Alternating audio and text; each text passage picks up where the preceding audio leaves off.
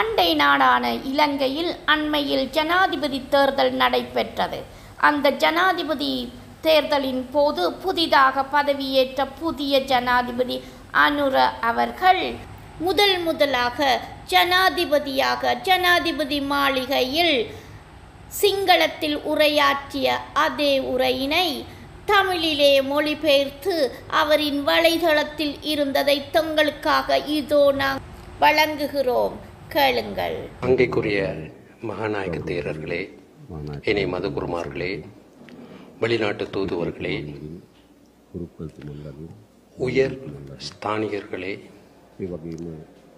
பிரதம நீதியரசரே, அழைப்பு விடுக்கப்பட்ட சிறப்பு அதிதிகளே, எமது நாட்டின் சனநாயகத்தின் மிக முக்கியமான பண்பு மக்களால் தம்மை ஆள்வதற்கான ஆட்சியாளரை தெரிவு செய்து கொள்வது என்பது எங்களுக்கு தெரியும். எனினும் தேர்தலின் போது வாக்குகளை அளித்தல் மற்றும் ஆட்சியாளரை தெரிவு செய்து கொள்வதால் மாத்திரம் சனநாயகம் முற்று பெற மாட்டாது. அது சனநாயகத்தின் ஒரு அடிப்படை அம்சமாக அமைந்த போதிலும் எமது நாட்டில் சனநாயகத்தை பலப்படுத்துவதற்கான கட்டமைப்புகளின் பலம் பொருந்திய தன்மை, அதே போலவே சட்டங்களின் பலம் வாய்ந்த தன்மை அவசியம் என்பதை நாங்கள் ஏற்றுக்கொள்கிறோம். எனவே நான் முதலில் எமது நாட்டு மக்களுக்கு ஒரு விடயத்தை ஞாபகப்படுத்த விரும்புகிறேன். இந்த நாட்டின் சனநாயகத்திற்காக எனது உச்ச அளவிலான அர்ப்பணிப்பினை எனது பதவிக்காலத்தில் வெளிக்காட்டுவேன்.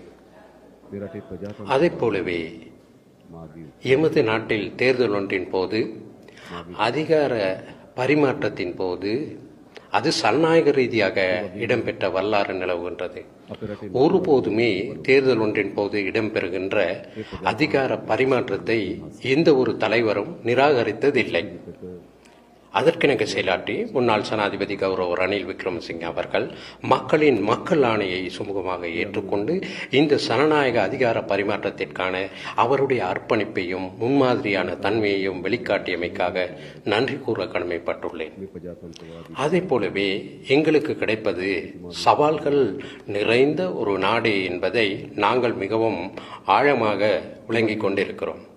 எமது அரசியலில் இதைவிட பரிசுத்தமாக்கப்பட வேண்டிய, மக்கள் பாரிய அளவில் எதிர்பார்க்கின்ற சாதகமான அரசியல் கலாச்சாரம் ஒன்றின் தேவை நிலவுகிறது. நாங்கள் அதற்காக அர்ப்பணிப்பு செய்ய தயார். எமது நாட்டின் அரசியல்வாதி மற்றும் அரசியல் பற்றி பிரஜைகள் மத்தியில் பாதகமான ஒரு அபிப்பிராயமே நிலவுகிறது. அது பொருத்தமற்ற ஒரு இடமென்றே கருதுகிறோம். எனவே நாங்கள் எமது பக்கத்தில் உச்ச அளவில் மீண்டும் அரசியல் பற்றியும் அரசியல்வாதி பற்றியும் மக்களின் நன்மதிப்பினையும் நம்பிக்கையையும் ஏற்படுத்துவதற்காக எமது தரப்பில் ஆற்றக்கூடிய பணிகளை ஆற்ற தயார். அத்துடன் எங்களுக்கு கிடைக்கின்ற இந்த ஆழமான நெருக்கடியானது வெறுமனே ஓர் அரசாங்கம் அல்லது அரசியல் கட்சி அல்லது ஒரு தனிநபரால் மாத்திரம் கடந்து செல்லக்கூடிய நிலையில் இருப்பதாக நாங்கள் நம்பவில்லை. ஏனென்றால் நான் இதற்கு முன்னரும் நான் ஒரு மாயாஜால வித்தைக்காரன் அல்லவென கூறியிருக்கிறேன். நான் ஒரு மெஜிக்காரன் அல்ல. நான் இந்த நாட்டில் பிறந்த ஒரு சாதாரண பிரஜை. ஆற்றல்கள் இருக்கின்றன, ஆற்றாமைகளும் இருக்கின்றன, நாம் அறிந்த விடயங்களும் இருக்கின்றன, அறியாத விடயங்களும் இருக்கின்றன.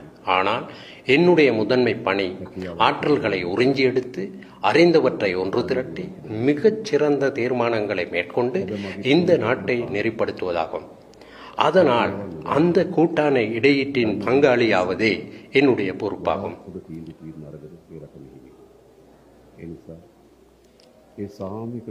அதுபோலவே இந்த நெருக்கடியை நிறைவு செய்யும் போது அனைத்து துறைகளையும் சேர்ந்த பொது பிரஜைகளுக்கு ஒரு பாரிய பொறுப்பு இருக்கிறது.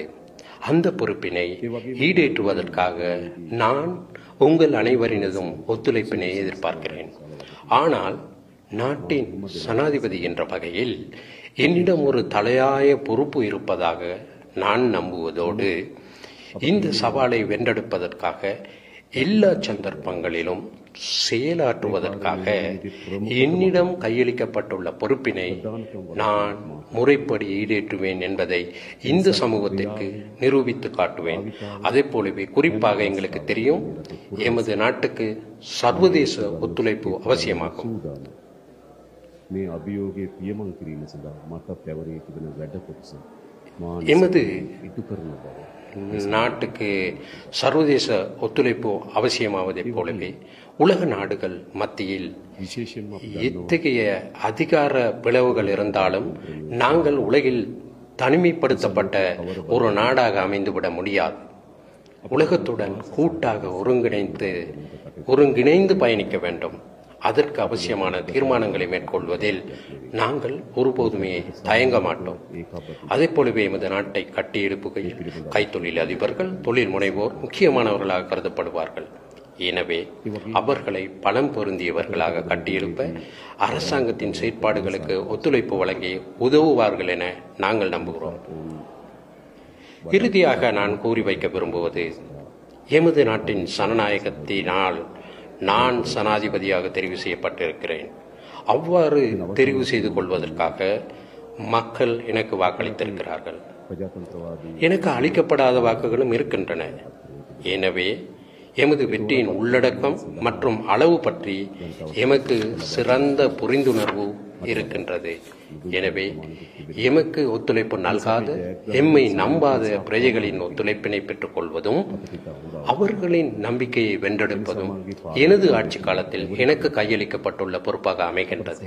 அந்த பணியை சரிவர ஈடேற்ற முடியும் என்ற நம்பிக்கை எனக்கு இருக்கின்றது.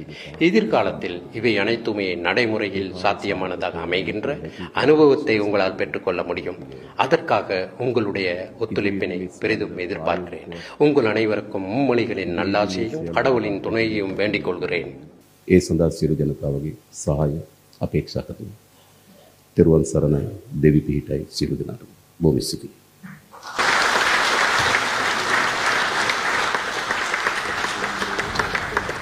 துல்லியமாக இது போன்ற விடயங்களை அறிந்து கொள்வதற்கு சாந்தி சேனலை சப்ஸ்கிரைப் பண்ணுங்கள். நன்றி, வணக்கம்.